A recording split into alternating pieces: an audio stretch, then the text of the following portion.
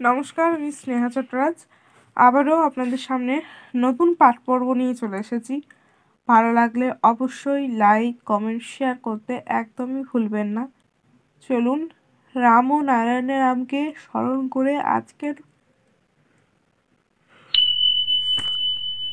যে পাঠ পর্বটি সেটি শুরু করা যাক। বিবাহিতা মহিলারা মাথায় সিঁদুর দেয় কেন? শরণার্থে। আগ্রাচক্রে সিঁদুরের টিপ পরে, বৈষ্ণবেরা তিলক কাটে, মস্তিষ্ককে স্মরণ করে সিঁদুর দেয় যতদিন সদপা থাকে। তারপর বিধবা হয়ে গেলে আর দেয় না। বিধবাটা কি? বিধবা হয়ে গেলে মানে বন্ধন থেকে চ্যুত হয়ে গেল? বন্ধন থেকে মুক্ত হয়ে যাওয়ায় তুমি একা। এখন তুমি মনে মনে আকাশ পথে বিচরণ করো। তুমি যখন আগ্রাচক্রে মনকে নিবিষ্ট করে বসবে, গভীর সাধনায় মগ্ন হয়ে যাবে। যে কোনো ব্যক্তি যদি এই আগ্রাচক্রে চিত্ত স্থাপন করে বসে, তাহলেই হয়ে গেল। সমস্ত বিশ্বের অনন্ত জগতের সুরটা জানতে পারবে। আমার কাছে দীক্ষা নিতে টাকা লাগে না, পয়সা লাগে না। আমি দাঁড়ে দাঁড়ে বীজ ছড়িয়ে যাচ্ছি। কেন? ফলটা হয় বীজ থেকে। বীজটার মধ্যে যে এমন সুন্দর ফুল থাকে, ফল থাকে, দেখলে তো বোঝা যায় না। নামের মধ্যে যে ধ্বনি, কত অগণিত বিশ্বের সম্মিলিত সন্নিহিত সুরের ধ্বনি এই নাম।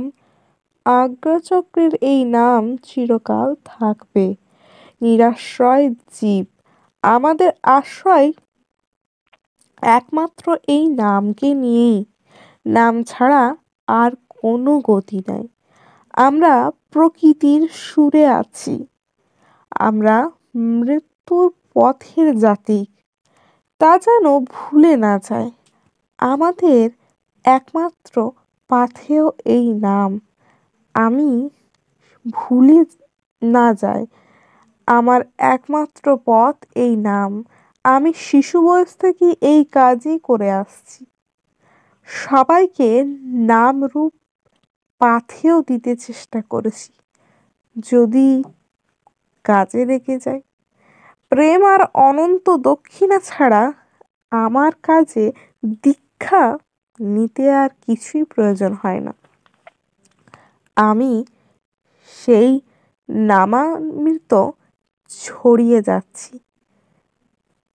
সবার ভিতর দিয়ে, সেই নাম ফুটিয়ে দিতে চেষ্টা করছি। শাস্ত্রে আছে, একুল ওকুল দেখে বিয়ের সম্বন্ধ স্থির করে।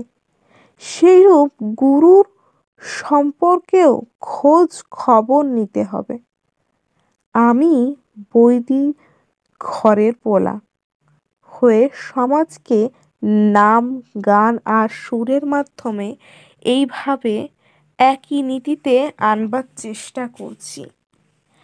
সাম্যবাদ হচ্ছে বেদের বড় কথা। আজ সাম্যবাদের বড় দরকার। সাম্যবাদ ছাড়া দেশ বাঁচাতে পারবো না। বেদের এক অঙ্গই হলো এই সাম্যবাদ। তাই সাম্যবাদের সুর নিয়ে সবাই একসাথে আসুন। আর নেতাজি যাতে তাড়াতাড়ি আসেন তার চেষ্টাই করি।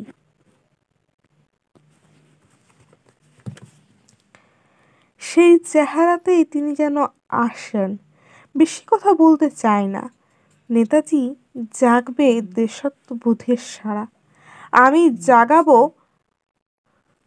তোমরাও জাগবে। আজ দেশের এই দুর্দশা, অন্যায়ের বিরুদ্ধে লড়াই করার জন্য সন্তান দলের সৃষ্টি করেছি। দেশের সব সন্তানদের নিয়ে সন্তান দল গড়ে তুলেছি। এখন লাঠি ছাড়া আর উপায় নেই। এই দল ছোট হয়ে থাক তা চাই না। সবাই এক আসনে থাক, এটাই আমি চিন্তা করি।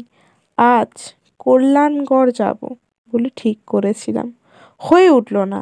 আবার 20 তারিখ যেতে হবে, কিন্তু শরীরটাও ভালো নেই। আসুন আলোচনার মাধ্যমে একটা বিরাট সংগঠন গঠন করে সবাই আমরা একত্রেই কাজ করি, যাতে কাজ সহজ হয় এবং দ্রুত হয়। 1963-তে নেতাজির কথা বলেছি, তাতেই আমাকে হাজতে পড়েছে। আমি তো বলেছি, ওই খুড়োমশাই, জ্যাঠামশাই, সরকার যতক্ষণ থাকবে কোনো ভালো কাজ করা যাবে না। আর কতগুলো সো কল্ড সাধু সন্ন্যাসী, তারা দলীয় স্বার্থের কথা বলেছে, সাম্প্রদায়িকতার সৃষ্টি করেছে, দেশের ক্ষতি করেছে। আমি চাইছি সাম্যবাদ, সবাই খেয়ে পড়ে লেখাপড়া শিখে বেঁচে থাকার ধর্ম। আমি সব সময় সাম্যবাদেরই পক্ষপাতী করেছি। সাম্যবাদের মতো জিনিস আর নেই। এখানকার মনীষীদের কি সাম্যবাদী আছে?